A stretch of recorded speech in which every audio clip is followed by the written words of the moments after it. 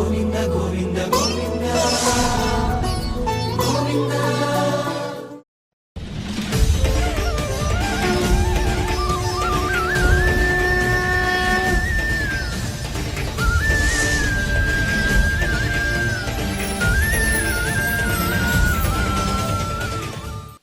ఓం నమో వెంకటేశాయ. ఏడుకొండలవాడ వెంకటరమణ గోవింద గోవింద. శ్రీ శ్రీనివాస శ్రీ వెంకటేశ గోవింద గోవింద. కలియుగ ప్రత్యక్ష దైవం శ్రీనివాస పరబ్రహ్మ అనుగ్రహ విశేషంతో శ్రీమద్భాగవతంలో దశమస్కంధంలోని విశేషాలు నేటి వరకు తెలుసుకున్నాము. ఇప్పుడు ఏకాదశ స్కంధాన్ని ప్రారంభించుకుంటున్నాము. సుఖయోగీంద్రుల వారు పరీక్షిన్ మహారాజునకు పరమాత్ముడైనటువంటి ఆ శ్రీ మహావిష్ణువు యొక్క లీలా విశేషాలన్నీ వర్ణించి చెబుతూ ఉన్నారు. శ్రీ సుఖౌవాచ కృత్వా దైత్యవధం కృష్ణః స రామో యదుభిర్వృతః భువః అవతారయత్ భారం జవిష్టం జనయన్ కలిం. శ్రీకృష్ణునిగా ఆ శ్రీ మహావిష్ణువు ఎందువల్ల అవతరించాడు? దుష్ట శిక్షణ కోసమే కదా. ఆ శ్రీ మహావిష్ణు స్వరూపుడైన కృష్ణుడు చేసినటువంటి లీలా విశేషాన్నే వర్ణిస్తున్నారు. తన పరివారమైనటువంటి యదువీరులతో, తన వల్ల వృద్ధి చెందినటువంటి యదువీరులతో కలిసి శ్రీకృష్ణుడు దుష్ట శిక్షణ చేశాడు. ఎంతోమంది రాక్షసుల్ని సంహరించాడు. అదేవిధంగా ఎంతో ఉపాయంగా సమయస్ఫూర్తితో భారత యుద్ధాన్ని, కౌరవ పాండవుల మధ్య యుద్ధాన్ని కలిగేటట్లుగా చేసి ఆ యుద్ధం అనేటువంటి వ్యాజంతో భూభారంగా మారినటువంటి అనేక మంది దుష్ట క్షత్రియులందరినీ ఎంతో నేర్పుగా సంహరింపచేశాడు. అర్జునుని యొక్క ఆ విలువిద్య ద్వారా, భీముని యొక్క ఖండబలం ద్వారా, ధర్మరాజు యొక్క ధర్మము ద్వారా వాళ్ళందరినీ నిమిత్తమాత్రంగా చేసుకుని ఈ యుద్ధాన్ని నిర్వహించిందంతా ఎవరు అంటే ఆ శ్రీకృష్ణ పరమాత్ముడే అని సుఖయోగీంద్రుల వారు వర్ణించి చెబుతూ ఆ రకంగా భూభారాన్ని తొలగించాడు కృష్ణ పరమాత్మ. ఏకోపితాస్సు బహు పాండుసుతా సపత్నైః దుర్ద్యూత హేళనకచగ్రహణాదిభిస్తాన్ కృత్వా నిమిత్తమితరేతరతః సమేతాన్ హత్వా నృపాన్ నిరహరత్ క్షితిభారమీశః. పాండవులను దుర్యోధనాదులు, కౌరవులు ఎన్నోసార్లు అవమానించారు, అనేక రకాలుగా అవమానించారు. ధర్మరాజు యొక్క ధర్మబుద్ధి వల్లనే భీముని బారి నుంచి రక్షింపబడ్డారు ఆ దుర్యోధనాదులు. ఎన్నో మారులు ఆ భీమునికి ఆవేశం వచ్చినా అన్నగారిని చూచి శాంతాన్ని వహించాడు. ధర్మానికి కట్టుబడినటువంటి ధర్మరాజు ఎప్పటికైనా వీరు కలిసి రాకపోతారా అన్నట్లుగా ఎంతో సహనంతో ఓర్పు వహించాడు. ఓర్పు వహించిన కొద్దీ ఆ దుర్యోధనాదులు వీళ్ల పట్ల ఎన్నో విధములైనటువంటి ఎగ్గులు చేశారు, అనేక రకాలుగా అవమానించారు. నిండు సభలో ఆ ద్రౌపదిని తీసుకుని వచ్చి జుట్టు పట్టుకుని ఈడ్చుకొచ్చి ఆమె వస్త్రములను హరించేటువంటి ప్రయత్నం కూడా చేశారు. భగవంతుడే దిక్కుగా కలిగినటువంటి పాండవులు ఇటువంటి అడ్డంకుల్ని పరమాత్మ యొక్క అనుగ్రహ విశేషం చేత దాటగలిగారు. అంతేకాకుండా ఈ సందర్భాల ద్వారా పాండవులలో ఒక విధమైనటువంటి వైరం ప్రారంభమైంది. ఎంత స్నేహంగా ఉందామని ప్రయత్నించినా కూడా దుర్యోధనాదులు కలిసి రావటం లేదు. ఎంతో శాంతమూర్తులై చిట్ట చివరి వరకు యుద్ధం లేకుండా చెయ్యాలి అని ప్రయత్నించినటువంటి ధర్మరాజు యొక్క ప్రయత్నాలన్నీ విఫలమైపోయినాయి. అందువల్లనే సాక్షాత్తు కలిస్వరూపుడైనటువంటి ఆ దుర్యోధనుడు శిక్షకి పాత్రుడు కావలసి వచ్చింది. శ్రీకృష్ణ పరమాత్మ ఈ దుర్యోధనాదులు పాండవుల పట్ల చేసినటువంటి అనేక రకాలైన అవమానాలు ఇలాంటివన్నీ ఆధారంగా చేసుకుని పాండవులనేటువంటి పదునైన ధర్మబద్ధమైన ఆయుధంతో కలిస్వరూపుడైన దుర్యోధనుణ్ణి, అతని సహచరుల్ని, దుర్మార్గులందరినీ నశింపజేసి భూభారాన్ని తగ్గించాడు అని వర్ణించి చెబుతూ ఉన్నారు. భూభారరాజపృతన యదుభిర్నరస్య గుప్తైస్వబాహుభిః అచింతయదప్రమేయః మన్యేవనేర్నను గతోప్యగతం హి భారం యద్యాదవం కులమహో అవిషహ్యమాస్తే. అసలు శ్రీకృష్ణుని యొక్క తత్వాన్ని, ఆయన స్వరూపాన్ని అర్థం చేసుకోవటం ఎవరి వల్ల కాదు. ఎందువల్ల? అప్రమేయ, ఊహింపనలవి కానటువంటి దివ్యమైన స్వరూప స్వభావాలు కలిగినటువంటి వాడు పరమాత్మ ఆ శ్రీకృష్ణ స్వామి. తన పక్షంలో ఉన్నటువంటి యదువీరుల యొక్క సహాయంతో సమస్తమైనటువంటి భూభారాన్ని పోగొట్టేటువంటి ప్రయత్నం చేశాడు. యదువీరులు కూడా చాలా సహకరించారు. కానీ ఇంకా భూభారం అలాగే ఉంది. పరులలో ఉన్నటువంటి శత్రువులు, అసుర లక్షణాలు కలిగిన వాళ్ళు అందరూ నశించారు. కానీ దినదినాభివృద్ధిగా పెరిగిపోతూ ఉన్నటువంటి యదువంశం కూడా భారంగా తయారవుతూ ఉన్నది అని చెబుతూ ఉన్నారు. యద్యాదవం కులమహో అవిషహ్యమాస్తే, భరింపలేనిదిగా తయారవుతూ ఉన్నది భూమికి. కాబట్టి ఇంకా భూభారం ఉన్నది. ఇప్పుడు ఎక్కడున్నది ఈ భారం అంటే, ఎవరి ద్వారానైతే దుష్ట శిక్షణ చేయటానికి ఎవరినైతే నిమిత్తంగా కృష్ణ పరమాత్మ చేసుకున్నాడో ఆ యదువీరుల్లోనే ఇటువంటి భరించలేనటువంటి తత్వం పెరిగిపోతూ ఉన్నది. వారు కూడా భూమికి భారంగా మారుతున్నారు. నైవాన్యతః పరిభవోస్య భవేత్ కథంచిత్ మత్సంశ్రయస్య విభవోర్నహనస్య నిత్యం అంతఃకలిం యదుకులస్య విధాయ వేణుస్తంభస్య వహ్నిమివ శాంతముపైమి ధామ. శత్రువులు ఎవరైనా వచ్చి యదువీరుల్ని స్పృశించినట్లయితే తప్పనిసరిగా వారు ఏ విధంగానూ యదువీరుల్ని జయించలేరు. ఎందువల్లంటే వాళ్ళకి అఖండమైన అవిచ్ఛిన్నమైన శక్తిగా వారిని రక్షిస్తూ ఎల్లప్పుడూ కృష్ణ పరమాత్మే ఉంటాడు. ఎదుటివారి వల్ల యదువంశంలో ఉన్న వాళ్ళకి ఏ విధమైనటువంటి ఇబ్బంది లేదు. అందువల్ల నేనున్నంత వరకు ఈ యాదవులు, యదువంశంలో జన్మించినటువంటి వారికి ఎటువంటి నాశనము లేదు. కాబట్టి వీరి వల్ల కూడా ఏర్పడిన భూభారాన్ని తొలగించాలనంటే వాళ్ళల్లో అంతర్గత కలహాన్ని పెంపొందించాలి అని ఉపాయం చేశారు శ్రీకృష్ణ పరమాత్మ. వెదుళ్లతో కూడినటువంటి పొద ఏదైతే ఉంటుందో అందులో నిప్పు పెడితే ఏమవుతుంది? అంతకంతకీ నిప్పు రగులుకుని ఆ వెదురు పొదంతా కూడా దగ్ధమైనట్లుగా నేను కూడా అంతఃకలహాన్ని కలిగించి ఈ యదువంశంలో ఉన్నటువంటి వారి వల్ల కలిగే భూభారాన్ని కూడా తొలగించి ఆ తరువాత నేను నా స్థానమైన వైకుంఠధామానికి వెళ్ళిపోతాను అని శ్రీకృష్ణ స్వామి తన హృదయంలో సంకల్పం చేసుకున్నారు.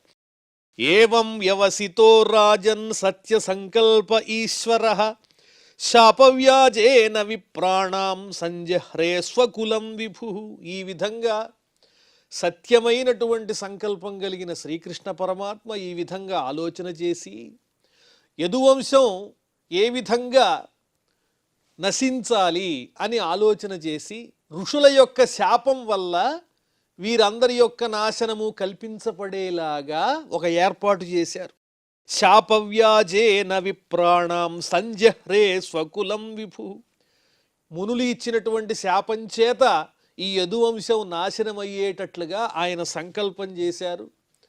తద్వారా ఆ యదువంశం అంతా పతనమైపోయింది అని చెబుతూ స్వమూర్త్యా లోకలావణ్య నిర్ముక్త్యా లోచనం నృణాం గీర్భిస్తా స్మరతాం చిత్తం పదైస్తానీక్షతాం క్రియా. ఇప్పుడు శ్రీకృష్ణ స్వామి యొక్క దివ్య స్వరూపాన్ని గురించి వర్ణిస్తున్నారు. ఈ విధంగా భూభారాన్ని తగ్గించటం కోసం స్వపరభేదం లేకుండా సంకల్పించినటువంటి ఆ పరమాత్ముడు ఈ భూమి మీద అవతరించిన నాటి నుంచి ఈనాటి వరకు అనేక దశలలో ఆ స్వామి యొక్క దివ్యమైన స్వరూపం ఎలా ఉంది అంటే దివ్యమైన లావణ్యం. ఒక్కసారి చూస్తే మరలా మరలా చూడాలనిపించేటువంటి ఆసక్తిని రేకెత్తించేటువంటి దివ్యమైన స్వరూపం, తేజస్సుతో కూడిన స్వరూపం. ఆయన ముందు ఈ సమస్తమైనటువంటి లోకమంతా కూడా వెలవెలబోతూ ఉన్నది. పట్టపగలు ఆకాశం మధ్యలో సూర్యుడు మండుతున్నప్పుడు అగ్నిని వెలిగిస్తే దాని జ్యోతి ఏమన్నా కనిపిస్తుందా? అదేవిధంగా ఈ శ్రీకృష్ణస్వామి యొక్క తేజస్సు ముందు, 1000 సూర్యుల వంటి ఆ శ్రీకృష్ణస్వామి తేజస్సు ముందు లోకాలలో ఉండే ఇతరమైన తేజస్సులన్నీ కూడా వెలవెలపోతూ ఉన్నాయి. అంత గొప్ప దివ్యమైన స్వరూపం స్వామిది. జనుల యొక్క చూపులన్నింటినీ కూడా అట్టే ఒక్కసారిగా ఆకర్షించేటువంటి దివ్యమైన స్వరూపంతో ఆయన ఈ భూమి మీద నడయాడాడు. ఎవరైతే ఆ శ్రీకృష్ణ స్వామిని మనసారా స్మరిస్తారో, హృదయంలో నిలుపుకుంటారో వారికి ఆధులు ఉండవు. ఆధి అంటే మానసికమైనటువంటి దుఃఖము. ఆ మానసికమైన దుఃఖము ఉండదు, శారీరకమైనటువంటి దుఃఖము ఉండదు. ఎటువంటి స్థితిలో ఉన్నవాళ్ళైనా ఆ కృష్ణుని చరణాల్ని గనక హృదయంలో నిలుపుకోగలిగారంటే వారికి చిత్తశాంతి లభిస్తుంది అని వర్ణిస్తూ, ఆ స్వామి చక్కగా అందమైనటువంటి పద్మముల వంటి తన పాదములతో ఈ భూమి మీద సంచరించినప్పుడు ఆ పాదముల యొక్క గుర్తులను చూచి భక్తులందరూ కూడా పొంగిపోయారు. ఏమిటి అదృష్టం! దిక్పాలకులు, ఇంద్రాదులు, బ్రహ్మ మొదలైనటువంటి దేవతలందరూ కోరుకునేటువంటి స్వామి యొక్క పాద ధూళి మనకి లభించింది అని జనులు, భక్తులంతా కూడా పరవశించిపోయారు. ఆ స్వామి అవతరించటం చేత అంత సులభంగా, అంత కరుణతో అందరికీ చేరువైపోయాడు. ఆయన మానవాకృతిని దాల్చినటువంటి వాడై ఆచ్ఛిద్య కీర్తిం సుశ్లోకాం వితత్యహ్యంజసానుకౌ తమోనయా తరిష్యంతి ఇత్యగాత్ సంపదమీశ్వర. ఈ విధంగా కృష్ణునిగా అవతరించిన విష్ణువు మానవాకృతిని ధరించినటువంటి వాడై తన లీలలనేటువంటి గొప్ప కీర్తిని లోకమంతా విస్తరింపజేశాడు. దీనివల్ల కలిగే పరమ ప్రయోజనం ఏమిటి అంటే నిరంతరము స్వామిని స్మరించేటువంటి గొప్ప సంపద మనకి లభించింది. ఎందువల్ల? ముఖ్యంగా ఈ కలియుగంలో మనస్సు ఒక చోట లగ్నం అవడం అనేది చాలా కష్టం. అది చాలా చంచలమైనది. అటువంటి చిత్తము స్థిరంగా నిలబడాలి అంటే ఆ నిలబడడానికి అవసరమైనటువంటి చక్కని సాధనాలుగా ఆ స్వామి లీలలన్నీ మనం స్మరించుకుంటే వాటిల్లో మైమరిచిపోతూ ఆ చిన్ననాటి నుంచి శ్రీకృష్ణస్వామిగా చేసినటువంటి లీలా విశేషాలు ఏది తలుచుకున్నా మనస్సు పక్కకి మరలిపోకుండా ఆయన స్వరూపం మీదే నిలబడిపోతుంది. ఎప్పుడైతే ఆ స్వామిని మనం స్మరించడం ఆ విధంగా ప్రారంభిస్తామో అజ్ఞానాన్ని దాటినటువంటి వాళ్ళమై శ్రీకృష్ణ స్వామిని పొందగలుగుతాము. ఇది చాలా సుకరమైనటువంటి చక్కని మార్గం. అందుకోసమే వ్యాస మహర్షి ఇంత చక్కగా ఆ శ్రీకృష్ణ స్వామి దివ్య లీలామృతాన్ని ఏ విధంగానైతే చక్కనైనటువంటి చిక్కనైనటువంటి మేగడతో దట్టంగా ఉన్నటువంటి పెరుగుని చిలికితే అందులో ఇంచి వెన్న మృదువుగా దొరుకుతూ ఉంటుందో ఆ విధంగా అంతులేనటువంటి నవనీతం లాంటి చక్కని హృద్యమైన, లలితమైన, రుచికరమైన ఆ స్వామి యొక్క దివ్య లీలామృతాన్ని మనకు అందించాడు. దాన్ని తలుచుకున్నప్పుడు ప్రయోజనం ఏమిటండి? ఇవన్నీ శ్రవణం చేయటం ద్వారా అంటే చిత్తశాంతి, చిత్త స్థిరత్వం అనేది ఏర్పడుతుంది. మనిషికి కావలసింది అదే. మానవునిగా జన్మించిన తరువాత సార్థకత ఎప్పుడైతే హృదయం పరమాత్మయందు లగ్నమవుతుందో అప్పుడు. అలా లగ్నం అవ్వడానికి కావలసిన సామగ్రిని ఆ శ్రీకృష్ణునిగా అవతరించినటువంటి పరమాత్ముడు ఈ భూమిపై విడిచిపెట్టాడు మన కోసం. ఆయన అవతరించడంలో ఉన్నటువంటి ప్రధాన రహస్యం అదే. ఆ కీర్తిని చక్కగా స్మరించి తేలిగ్గా అజ్ఞానం అనేటువంటి అంధకారాన్ని దాటి ఆ పరమాత్మను చేరుకోవచ్చు. అందువల్లే దివ్యమైనటువంటి ఆ పాదార విందములను, యోగులకు సైతం దుర్లభమైనటువంటి ఆ పాదార విందాలను మనకు అందించాడు ఆ పరమాత్ముడు. అలా అందించి ఆ తరువాత దుష్ట శిక్షణ చేసి భక్తుల్ని అనుగ్రహించి వారు ఏ విధంగా తనని చేరుకోవాలో ఆ మార్గాన్ని తన లీలల స్వరూపంలో వాళ్ళకి అందించి ఆ తరువాత వైకుంఠధామానికి చేరుకున్నాడు అని సుఖయోగీంద్రుల వారు పరీక్షిత్ మహారాజుకి చెబుతూ ఉంటే ఆ మహారాజు గారు మళ్ళీ ప్రశ్నిస్తున్నారు.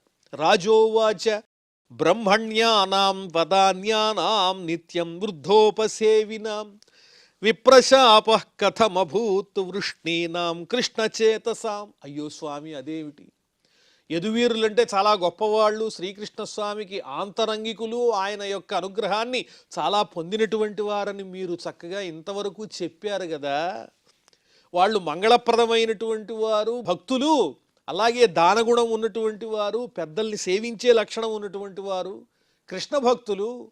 అలాంటి వాళ్ళు ఏ విధంగా ఋషుల యొక్క శాపానికి గురయ్యారు? ఇది ఎట్లా సాధ్యమవుతుంది? ఎల్లప్పుడూ కృష్ణుణ్ణే తమ హృదయంలో ఉంచుకునేటువంటి యదువీరులకు ఈ విధమైనటువంటి ఋషి శాపం ఏ విధంగా తగులుకుంది? నాకు అర్థం కావట్లేదు, స్పష్టంగా చెప్పండి అని అడిగారు. ఎన్నిమిత్త సవైశాపో యాదృశో ద్విజ సత్తమ కథం ఏకాత్మనాం భేద ఏతత్సర్వం వదస్వమే. ఏ సమయంలో ఈ శాపాన్ని వాళ్ళు పొందవలసి వచ్చింది? ఆ శాపం ఎటువంటిది?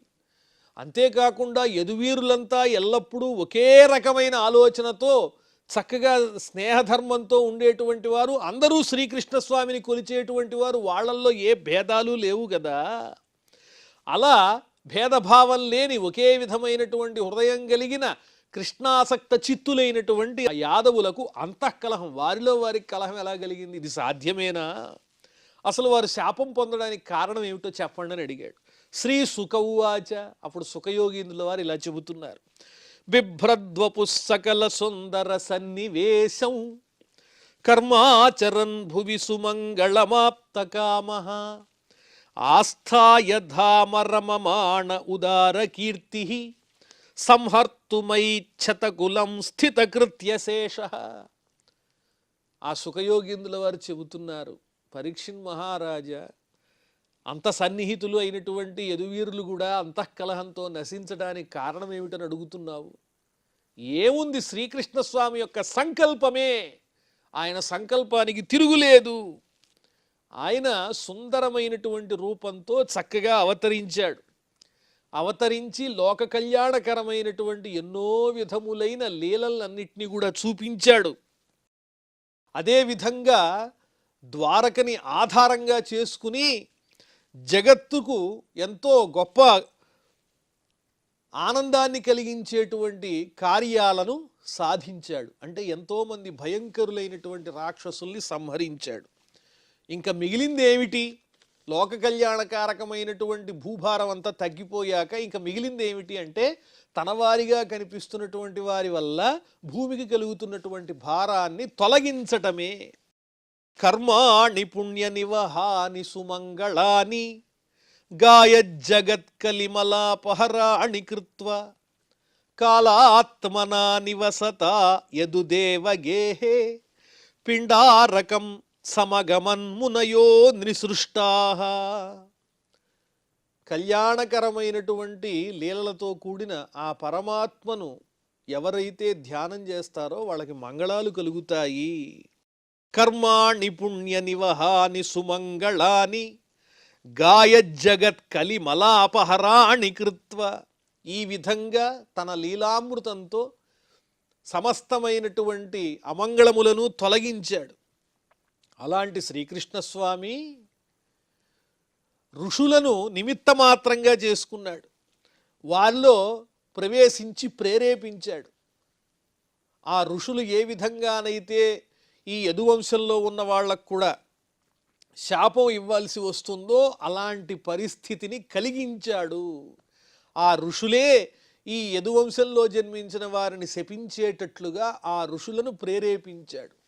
అలా భగవత్ ప్రేరితమైనటువంటి హృదయం కలిగినటువంటి ఋషులు ఒకానొక సందర్భంలో పిండారకం అనే పేరు కలిగినటువంటి క్షేత్రం దగ్గరికి వచ్చారు. ఆ సమయంలో ఎవరా ఋషులంటే, విశ్వామిత్రో అసితః కణ్వో దుర్వాసాః భృగురంగిరాః కశ్యపో వామదేవోత్రి వశిష్ఠో నారదాదయః. విశ్వామిత్రుడున్నాడు, అసితుడు, కణ్వుడు, దుర్వాస మహర్షి, భృగు మహర్షి, అంగిరస మహర్షి, కశ్యపుల వారు, వామదేవ మహర్షి, అత్రి, వశిష్ఠుడు మొదలుగా కలిగిన ఎంతోమంది మహర్షులు ఉన్నారు.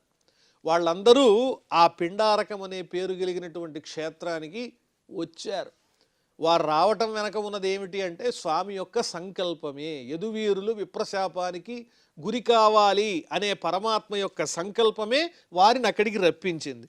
క్రీడంతః తానుపవ్రజ్య కుమారా యదునందనా ఉపసంగృహ్య పప్రచ్ఛు అవినీత వినీతవత్.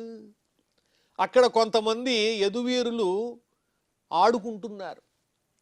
ఆటలు అంటే ఏవో చమత్కారంగా వారిలో వారు ఆడుకుంటూ ఉన్నారు. ఈ పెద్దలైనటువంటి మహర్షుల్ని చూడంగానే మరి వారిలో పరమాత్మ యొక్క సంకల్పం వల్ల ఒక విధమైనటువంటి దుర్బుద్ధి పుట్టింది. ఈ ఋషుల్నే పరీక్షించాలని ఆ యదువీరులు అనుకున్నారు. వారి దగ్గరికి వెళ్ళారు.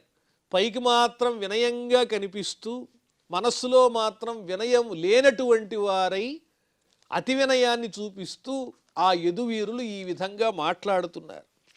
తే వేషయిత్వా స్త్రీవేషైః సాంబం జాంబవతీ సుతం ఏషా పృచ్ఛతి ఓ విప్రాహ అంతర్వత్న్యసి తే క్షణ.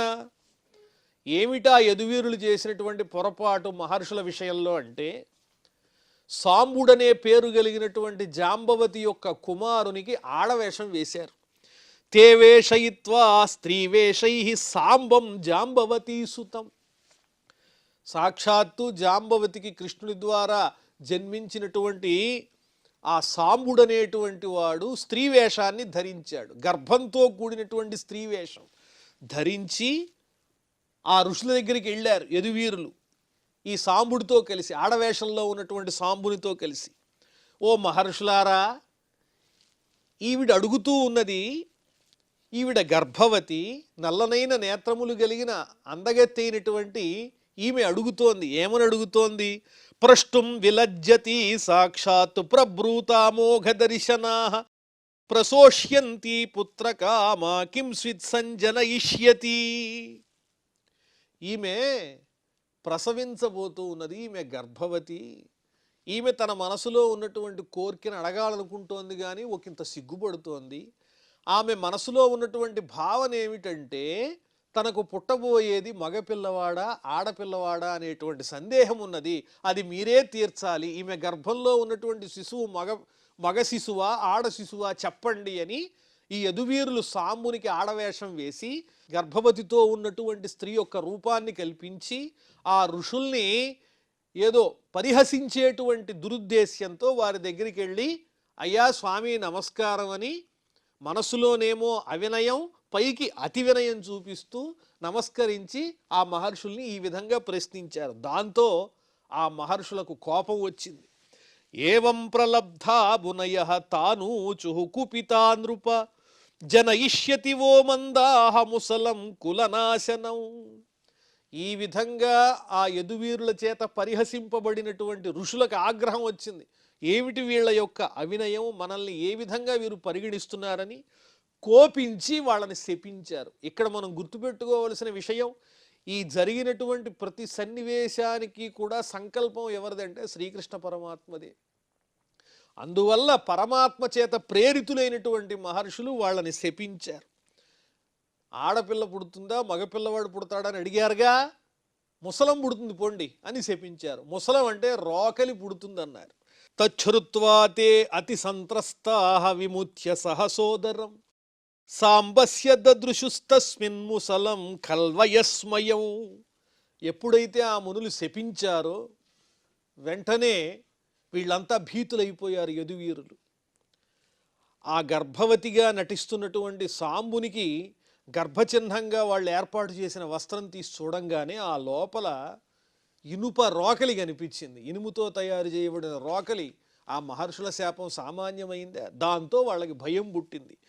కిం కృతం మంద భాగ్యైర్నః కిం వదిష్యంతి నో జనాః ఇతి విహ్వలితా గేహానాదాయ ముసలం యయుః. అయ్యో, మనం చేసిన పని జనులకి తెలిస్తే మన్ని ఏమంటారో కదా. ఏమిటి యదువీరులు ఈ విధంగా మహర్షులతో పరిహాసాలు ఆడారు, ఇప్పుడు ఆ ముసలం పుట్టిందని జనులందరూ మన్ని తిట్టిపోస్తారు, ఏం చెయ్యాలో ఏమంటారో కదా అని ఆ రోకల్ని తీసుకుని ఆ యదువీరులు ఇంటికి వెళ్ళారు. తచ్చోపనీయ సదసి పరిమ్లానముఖశ్రియః రాజ్ఞ ఆవేదయాంచక్రుహు సర్వయాదవ సన్నిధౌ. ఆ రోకల్ని తీసుకుని సభకి తీసుకువెళ్ళారు. ఉగ్రసేనుల వారి సభకి తీసుకువెళ్ళి ఆ ఇనుప రోకల్ని చూపించి అంతా చెప్పారు. ఋషులు వస్తూ ఉంటే ఈ విధంగా మేము పరిహాసం చేశాము, వాళ్ళు వెంటనే ముసలం పుడుతుందన్నారు, ఇదిగో ఈ సాంబునికి గర్భచిహ్నంగా ఉంచబడినటువంటి వస్త్రాల లోపల ఇదిగో ఈ ముసలం దొరికింది, ఋషుల శాపం వల్ల ఇది ఏర్పడింది అని సభ మధ్యలో అందరి ముందు ఈ యదువీరులు ఉగ్రసేన మహారాజుల వారికి తెలియజేశారు. శ్రుత్వా అమోఘం విప్రశాపం దృష్ట్వా చ ముసలం నృప విస్మిత భయ సంత్రస్తా బభూవు ద్వారకౌకసః. వ్యర్థము కానటువంటి ఆ ఋషుల యొక్క శాపం గురించి విన్న సమస్తమైన ద్వారకలో ఉన్న ప్రజలందరూ కూడా భయంతో వణికిపోయారు. ఏమిటి వీళ్ళు చేసిన ఈ చిన్నపిల్లల వలె నికృష్టమైన పని చేశారు, మహర్షులతో చెలగాటమాడారు, వారి ప్రభావాన్ని తెలుసుకోలేక వారితోనే పరిహాసాలు పలికారు, దానివల్ల ఈ విపరీతం జరిగింది. పుట్టిన ఈ ముసలం వల్ల ఏమి ఉత్పాతం రాబోతోందో కదా అని ద్వారకలో ఉన్నటువంటి ప్రజలందరూ భయపడ్డారు. మరి ఆ తరువాత ఏం జరిగిందో మనం మళ్ళీ తెలుసుకుందాం. ప్రస్తుతం క్షమాప్రార్థనాదులతో ఈ కార్యక్రమాన్ని పరిసమాప్తం చేసుకుందాం. అథ క్షమాప్రార్థన. యదక్షరపదభ్రష్టం మాత్రాహీనంచ యద్భవేత్ తత్సర్వం క్షమ్యతాం దేవ నారాయణ నమోస్తుతే. శ్రియఃకాంతాయ కళ్యాణ నిధయే నిధయేర్థినాం శ్రీవేంకట నివాసాయ శ్రీనివాసాయ మంగళం.